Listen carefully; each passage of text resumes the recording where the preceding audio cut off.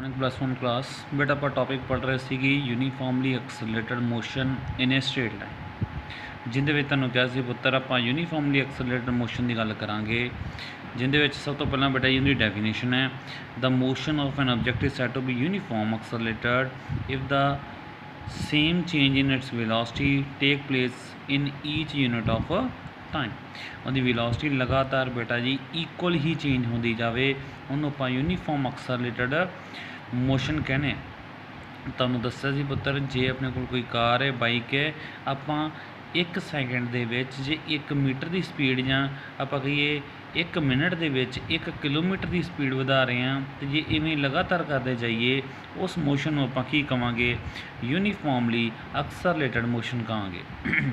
उस तो बाद पुत्र हैगा सीगा अपने कोल एवरेज स्पीड का मतलब पुत्र सिंपल होंदा है कि टोटल कितना डिस्टेंस आपां ट्रैवल किया कितना टाइम आपां लिया उन्हां दोवां दी जिहड़ी रेशो हुंदी है वो आपां नूं दिंदी है एवरेज स्पीड दे विच बेटा जी सिर्फ आपां नूं यही पता लगता है कि आपां किन्ने टाइम दे विच कितना ट्रैवल कर रहे हैं बेटा जी उहदे नाल आपां नूं कोई डायरैक्शन दा नहीं पता लगता।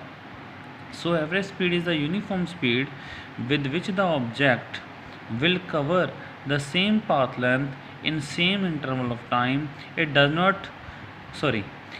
does will actual varying speed during the time interval। इनका मतलब ये है पुत्र जी कि असल दे विच किन्नी अपने कोल स्पीड वैरी कर रही है चेंज हो रही है वो आपां नूं दसदा। उस तो बाद पुत्र जी आप मैथमैटिकल फॉर्म दे विच लिखिए वो अपने को आ जाता है average speed is equal to path length by time interval.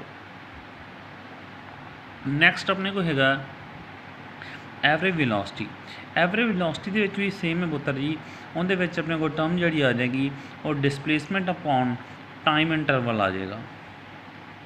सो फर्क सिर्फ इन्ना है कि जी एवरेज स्पीड है वो स्केलर क्वांटिटी है तो एवरेज वेलोसिटी वो एक वैक्टर क्वांटिटी है। सो बेटा की कह रहा when a motion of object in a straight line उस केस दे विच आपां नूं वैक्टर पाउण दी लोड़ नहीं पैंदी। सो मान लो कहता कंसीडर किया आपां एक ऑब्जेक्ट है जो टाइम 0 है वो बेटा जी ओ ते ओरिजिन ते खड़ा ठीक है जो टाइम टी हो जाता है वो पोजीशन ए ते पहुँचता है अलोंग द एक्स एक्सिस। सो कितना डिस्टेंस ट्रैवल करता है एक्स डिस्टेंस ट्रैवल करता है राजे। उस तो बाद पुत्र जी की हुंदा कि जो ही वो ए तो बी मूव करता है टाइम कितना हो जाता है ਜਾਂ ਆਪਾਂ कहिए कि ओ तो बी आउंदा है उदों टाइम कितना हो जाता है टी डैश यानी कि एक्स डैश और डिस्टेंस ट्रैवल करता। सो बेटा जी ये सिंपल है कि आप डिस्टेंस मन्निया तो टाइम मन्निया ये दो चीज़ें जो आप कंसीडर कर लिया। हुण राजे जी मैं कहां कि मैं वेलोसिटी पता करनी the average velocity of the object between the time interval T dash and T जिन्हें इन्हां दोवां दे विच कितनी वेलोसिटी उहदे कोल हैगी तो ये वास्ते बेटा जी मैनूं सब तो पहला की चाहिए होएगी डिसप्लेसमेंट जिसका मतलब है distance between A and B वो एक स्ट्रेट लाइन है इस करके बेटा कित्थों आएगा आ वड्डी एक्स डैश वाले नूं यानी कि वड्डी लेंथ है जिहड़ी उहनूं इहदे चों माइनस कर दो ठीक है इस लेंथ चों माइनस कर दिए। सो की होएगा x dash minus x divide by time interval आप डिवाइड करता ये अपन की देगा पुत्र ये एवरेज वेलोसिटी देगा आप ठीक है। सिमिलरली जो आप एक्सलरेशन पता करनी होवे उस केस दे विच आपां मान के चलांगे पुत्र जी कि अपने कोल इन्हां दो पॉइंट के उत्ते दो वेलोसिटीज़ ने उहदे वास्ते उन्हें फिर कंसीडर कर लिया लैट मान लो कि एक बॉडी ओ है ऑब्जेक्ट है अपने कोल ओ पॉइंट ते खड़ी है टाइम 0 है उदों दे कोल कोई वेलोसिटी नहीं जदों वो कित्थे पहुँचदी पुत्र जी वो पहुँचती ए दे उत्ते उहदे कोल वेलोसिटी वी हुंदी है टाइम हुंदा टी हुंदा।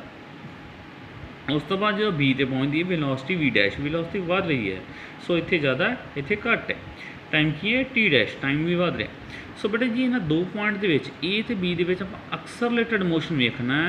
एक्सलरेटेड मोशन का मतलब की हुंदा है rate of change of velocity upon time यानी कि सिंपल मैं कहां वेलोसिटी अपॉन टाइम लिखना है तो इत्थे बेटा वेलोसिटी का डिफरेंस लिखांगा तो की आएगा V dash minus V by T dash minus T. वही चीज़ उन्हें लिखती राजे की लेता है acceleration is equal to V dash minus V by T dash minus T. So unit acceleration तो आपको पता है मीटर पर सैकेंड होएगा, इनू रीड कर लिया जे, कोई एडी गल नहीं। जे अपने को एक्सलरेशन नैगेटिव फॉर्म के होवे तो उन्होंने आप रिटार्डेशन कह दें। सो एक प्रॉब्लम दी है, उन्होंने थोड़ा डिस्कस कर लें। ये body travel from A to B, एक बॉडी ए तो बी मूव कर रही है। उस तो बाद बेटा की देता 40 मीटर पर सैकेंड एंड बी तो ए 60 मीटर पर सैकेंड। तो average speed and average velocity calculate करनी है आप। और अज है कि एक बॉडी ए तो चलती है बी तक पहुँचती है, ठीक है, 40 मिनट पर सैकेंड की स्पीड के नाल एक पासे जा रही है, बी तो वापस ए ते आ रही है 60 मीटर पर सैकेंड की स्पीड के नाल आ रही है। ਆਪਾਂ एवरेज स्पीड कढ़नी है तो एवरेज वेलोसिटी कढ़नी है। हुण बेटा आपको पता होना चाहिए इधर टाइम कितना लगता पाया, उधर टाइम कितना लगता। कहता मान लो आप मन्निया लैट T1 एंड TB का times taken by the body going from A to B, A तो बी ते जाने वास्ते एंड बी तो ए ते आने वास्ते बेटा जी कितना टाइम लगता पाया T1 ते T2।